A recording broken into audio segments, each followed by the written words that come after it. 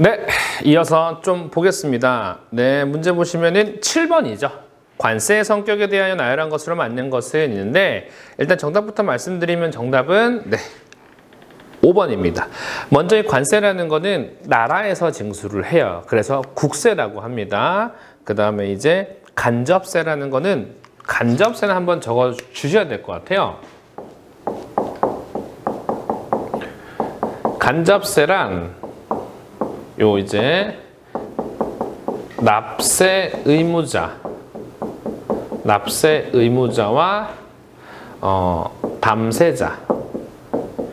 담세자가 다른 세금이라고만 적어주세요. 여기서 이제 그 담세자가 뭐냐면은 세금을 부담하는 사람, 예, 세금 부담자입니다. 세금 부담자. 네, 따라서 세금을 납부하는 사람과 세금을 부담하는 사람이 틀려요. 따라서 그 수입을 하는 사람이 이제 이런 거죠. 수입을 하는 사람이 세금을 납부할 의무가 있는 납세 의무자인데 실제적으로 그 물건을 제가 사용할 게 아니라 또다시 유통을 시킬 거예요. 그러면은 제가 납부한 세금만큼의 금액을 유통시킬 때 유통할 물건에 엎어 씁니다. 그러면은 결국 저는 최초에는 세금을 내긴 냈지만 유통하는 과정에서 낸 세금만큼을 다시 보충을 받는 거예요. 그러면 그 사람은 또 다음 사람에게 그만큼을 전가시킬 것이고 결국은 최종적으로 소비자들이 전부 다 부담하게 되는 형태의 세금을 간접세 형태라고 하고요. 수시세라는 건요, 수시로 부과한다 이거예요. 수시로 부과, 예. 수시로 부과한다 이겁니다. 수시로 부과. 그럼 이게 어떤 수시냐? 적어주세요. 수입시마다 부과.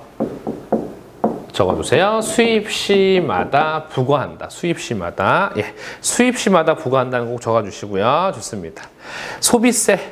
소비세라는 건 말 그대로 국내에서 소비할 목적으로 수입을 하죠.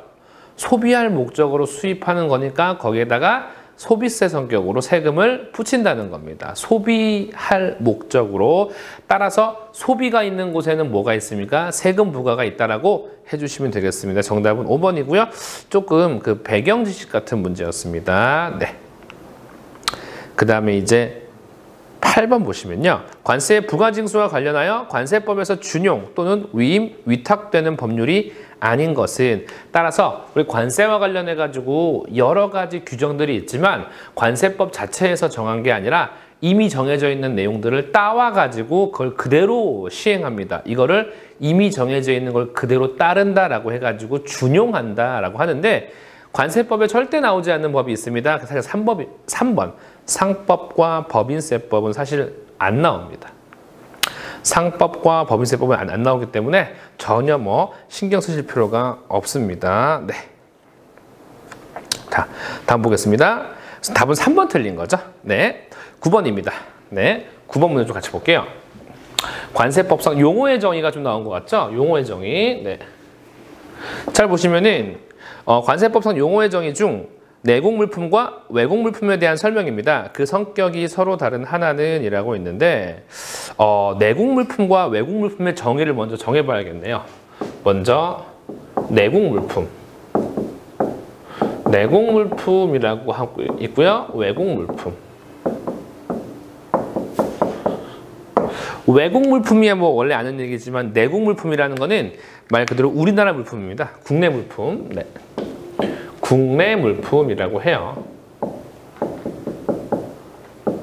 국내 물품이라고 하는데, 네. 먼저 이런 표현 쓸게요. 내국 물품이라고 할 땐요, 이렇게 쓸게요. 수입 신고 수리된 이라는 표현 쓸게요. 수리된. 수입 신고가 수리되었다는 거는 완전히 대한민국 물품이라는 거예요. 그래서 수입 신고 수리된 이란 표현이 나오면은 내국 물품, 국내 물품입니다. 그럼 이거 완전히 그 이제 대별되는 걸로 외국 물품이라는 거는 수출 신고가 수리된 이라고 표현해도 무방해요. 수출 신고가 수리된 이라고 해서 크게 뭐 안 될 건 없습니다. 수출 신고가 수리된. 네. 그 다음에 이제 이겁니다. 또 이제 실제로 내국 물품에는 이런 말이 있어요. 내국 물품에는요, 뭐냐면은 국내로 반출된 이런 말도 있고요. 국내로 반출된 이란 말도 있고, 요 외국 물품이라는 거는 수리라는 것을 기준으로 수리가 됐으면은 어떠한 행정적인 절차가 완료돼서 그 형태에 대한 어떤 성격이 완전히 변하게 되는 거예요. 수입 신고가 수리되었다라는 것은 완전히 외국 물품이 내국 물품이 되었다는 거고, 수출 신고가 수리되었다는 것은 내국 물품이 외국 물품이 되었다는 거예요. 그 개념으로 봤을 때 이런 표현 어떨까요? 수입 신고가 된, 수입 신고가 된,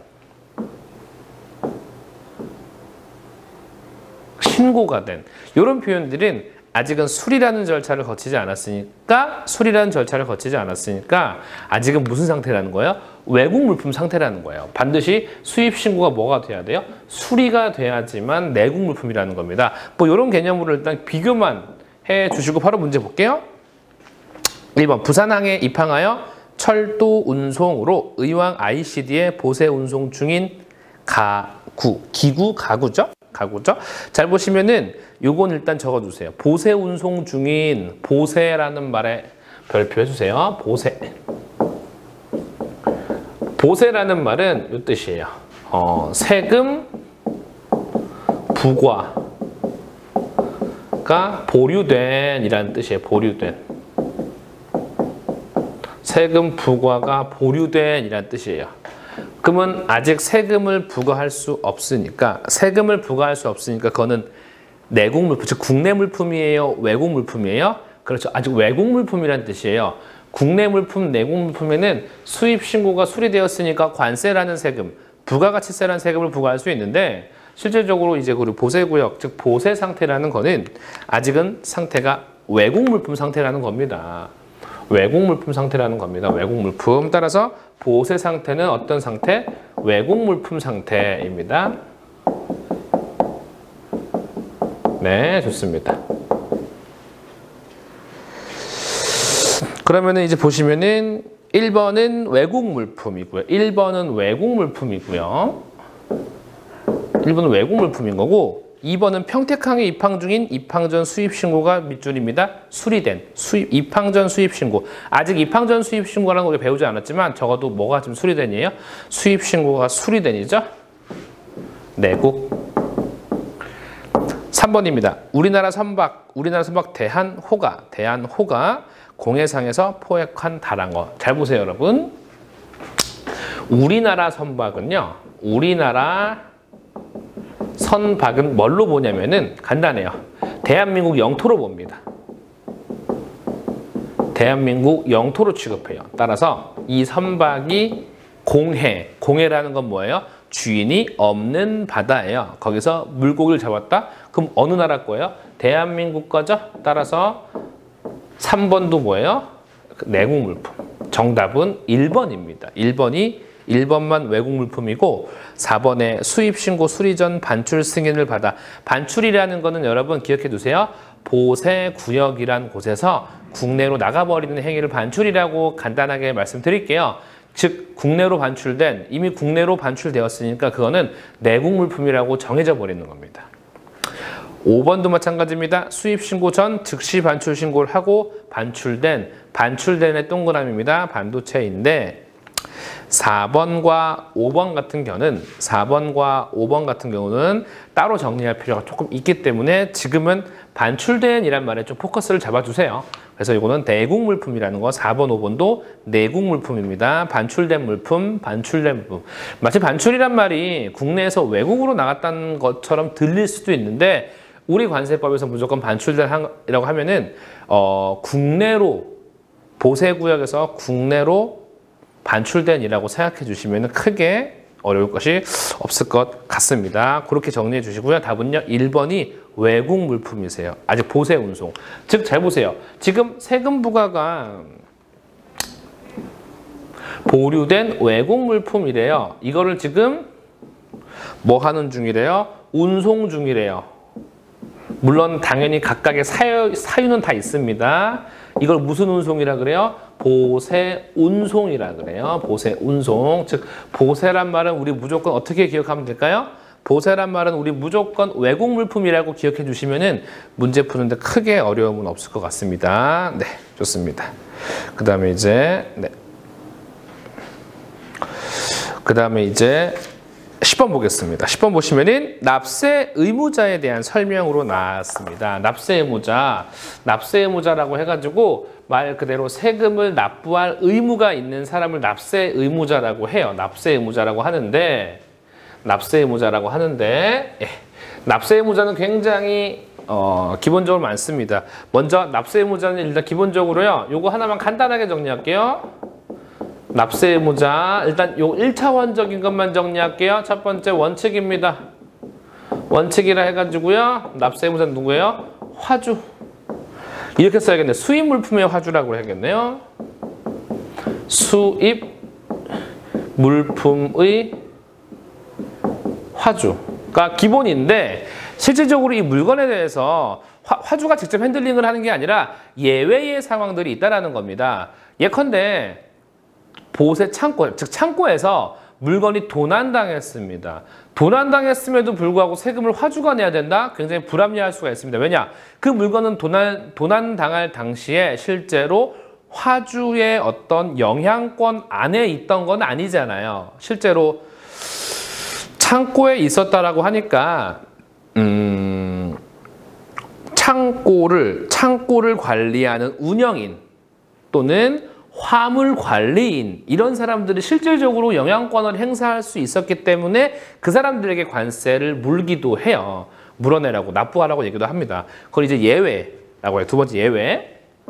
원칙은 수입 물품의 화주지만 예외적으로 여러 사람이 있습니다. 종류가 굉장히 많아요. 물론 결국 우리 시험은 어디 출제가 돼요? 여기 예외에서 출제가 되는 게 지극히 일반적이라는 겁니다. 따라서 이제 먼저 일단 문제 중심으로 먼저 보고요. 나중에 한번 정리를 해보겠습니다. 납세 의무자에 대한 설명이 틀린 것은 보시면 1번에 수입 신고 전에 양도한 물품이래요. 양도라는 말이 뭐예요? 누군가에게 물건을 주려고 하는 의도입니다. 의도인데 결론. 납세 의무자라고 수입 신고 양도한 물품이라는 거는 제가 지금 물건을 가지고 있는 사람인데 아직 수입 신고도 하지 않았어요. 그러니까 물건을 제가 수입은 했어요. 수입은 해서 지금 창고에 가지고는 있는데 아직 신고는 안 한 상태예요. 왜냐? 신고를 제가 하지 않고 저는 수입만 해줄 뿐 실제로 물건을 완전히 핸들링할 사람은 지금 옆에 있는 그 A라는 사람이에요. 이 A에게 주면 A가 신고도 하고 신고를 수리시키면은 내국 물품화 시켜가지고 자기가 그 차에 실어서 이제 운송까지 다 한대요. 그러니까 저는 뭐만 해달라 이거예요? 수입이라는 그 행위 자체만 해달라는 거예요. 이럴 때 납세 의무자는 누가 되는 거예요? 제가 아니라 실질적으로 수입 신고를 하지 않은 저는 납세 의무자는 아닙니다. 이제 수입만 대신 해달라고 했던 이 A라는 사람이 물건을 가지고 가서 신고도 할 예정이니 이 A, 즉 저한테 물건을 양도해간 양수인 A가 납세 의무자인 겁니다. 물품을 양도한 자가 아니고요. 물품을 양수한 자로 바꿔주세요. 양수한 자 1번에. 양수한 자 이렇게 좀 바꿔주세요. 양수한 자. 그래서 1번이 틀렸습니다. 2번, 3번, 4번, 5번 다 맞는데 원칙을 그러니까 2번 먼저 볼게요. 수입을 위탁받아. 지금 제가 말씀드렸던 예죠. 수입을 제가 위탁을 받았어요. 대신 좀 해달라고 받은 거죠. 위탁을 받았는데 이때 수입업체인 제가 대행 수입을 했습니다. 근데 여러분 아시겠지만 저는 수입이라는 행위 자체만 대신했을 뿐이지 이 물건 제가 필요한 거 아니잖아요. 제가 필요한 것 아니고 누군가 부탁을 한 거잖아요. 부탁한 사람, 다른 말로 위탁한 사람, 위탁한 자가 납세 의무자가 되는 겁니다. 그 다음에 2번 맞는 말입니다. 3번 같은 거 보시면은 수입 신고한 물품은 수입한 화주. 바로 원칙이에요. 3번에 원칙이라고 적어주세요. 3번에 원칙. 3번은 바로 원칙을 얘기하고 있는 겁니다. 수입 물품의 화주를 얘기하고 있는 겁니다. 맞고요. 4번입니다. 우편으로 수입되는 물품이래. 우편. 어찌됐건 저찌됐건 우리 세금을 내는 사람은 보내는 사람이 아니라 받는 사람이 내는 거예요. 받는 사람이 내는 거니까 수취인이 뭐예요? 수취인은 받는 사람이죠. 보내는 사람은 발신인, 받는 사람은 수취인. 네, 수취심을 느껴서 수취인이 아닙니다. 5번입니다. 수입신고인이 화주의 소재를 명백히 하지 못할 때, 잘 보세요. 수입신고인 밑줄이에요. 실제로 우리가 수입을 하더라도 수입신고의 절차는 관세사라는 전문가를 통해서 이루어집니다. 그런데 신고를 하긴 했어요. 그래서 이런 겁니다. 신고를 하게 되면은 이제 관세사가 화주로부터 돈을 받아서 받은 세금을 그대로 납부하면 되는 게 일반적이에요. 아니면 관세사가 먼저 납부를 하고 나중에 후청구를 할 수도 있는 건데, 후청구를 하지 않고 화주로부터 신고를 대신해주고 세금 받아서 낸다고 가정을 해볼게요. 근데 신고는 하긴 했는데 화주가 연락이 안 돼요. 연락 두절, 행방 불명, 소재 불문이 된 거예요. 그때 누가 되는 거예요? 실질적으로 이 신고를 주도했던 신고인, 일반적으로 관세사가 내는 게 일반적이라는 것만 기억해 주시고, 답은 1번이 틀렸습니다. 납세 의무자는 요것뿐만이 아니라 다른 것도 추가로 나올 수 있는 여지가 너무 많기 때문에 정리를 꼭 제가 하도록 하겠습니다. 영상 올릴게요. 11번 문제입니다. 관세율표. 관세율표라는 게 나왔는데, 관세율이란 게 뭐죠? 관세율? 관세율이라는 게 말 그대로 관세를 이제 부과하는, 관세를 부과하는 세율, 퍼센테이지를 얘기를 해요. 퍼센테이지를 얘기를 하는데, 이 관세율에 대한 퍼센테이지가 적혀 있는 표를 관세율표라 그래요. 그래서 제품들의 물품 정리하자면은 여기 수입 물품의 관세율 퍼센테이지가 작성된 표라고 보시면 될 것 같아요. 작성된 표를 관세율표로 가는데, 바로 문제 볼게요. 11번입니다. 우리나라는 관세 포괄주의를 채택하고 있어 유세품과 무세품의 구분 없이 모든 물품이 관세율표에 포함된다? 맞습니다. 유세품이라는 건 세금이 있는 물품, 무세품이라는 건 세금이 없는 물품인데 맞습니다. 요 말. 2번입니다. 현재 품목 분류는 21부 97유로 체계로 구성되어 있다? 맞습니다. 우리 관세율표라는 게요, 큰 틀에서는요, 1부에서 21부로 구성되어 있고요. 이 1부에서 21부에는요, 1류부터 97류까지 또 세분화되어 있습니다. 그 다음에 이제 또 이 1류는 10101 호부터 쭉 이제 97호에 해당하는 것까지 쭉 나와 있습니다. 여기까지 우리가 적을 필요는 없고요. 대략 이렇게 돼 있는데 2번도 맞는 말입니다. 네. 3번입니다. 그럼 도대체 이 관세율표는 누가 정하고, 전 세계적으로 정하는 건 맞고요. 전 세계적으로 정하는 6단위까지 정하는 건 맞고, 6단위 이상 10단위는 대한민국 자체로 이제 나머지 4단위를 정하는 건데, 요 이제 작성된 표는요, 이런 요 부가 이제 요게 이제 2단위고 요게 이제 4단위예요. 4단위. 단위가 4자릿수고 이제 그 밑에 또 이제 6단위가 있는데, 여러분 잘 보시면은 2단위부터 6단위까지는 세계 공통이에요. 세계 공통. 세계가 똑같아요. 세계 공통인데, 이 6단위 이후부터는 국가적으로 각각 재량에 맡긴다는 겁니다. 따라서 3번 보시면요, 국제협약사항인 6단위까지의 국제 HS 분류표와 관세법별표인 관세율표, 10단위까지의 관세통계 통합 품목 분류표로 분류된다. 맞는 말이에요. 맞는 말인데 괄호에 관세청고시라고 돼 있죠. 관세청이 틀렸습니다. 이거는 대단히 큰 개념이기 때문에 관세청보다 더 윗급에 있는 기관에서 정하게 되는데 적어주세요. 기획재정부. 기획재정부라고 좀 적어주세요. 기획재정부. 네. 기획재정부라고 좀 적어주세요. 관세청이 아니고 기획재정부라고 바꿔주세요. 네. 그 다음에 4번과 5번 한번 읽어만 주세요. 말 그대로 요거는 어떤 순차적으로 미가공부터 가공된 순, 그 다음에 특정 산업군으로 다 분류를 해가지고 내용이 나와 있습니다. 그래서 3번이 틀렸고요. 4번, 5번은 지금 뭐 완벽히 막 알아야 되는 건 아니지만 편하게 한번 읽어만 주세요. 아, 이런 게 있구나. 뉘앙스만 가져가 주시면 될 것 같습니다. 12번째 문제입니다. 관세 법령상 징수금액의 최저한은 얼마인가?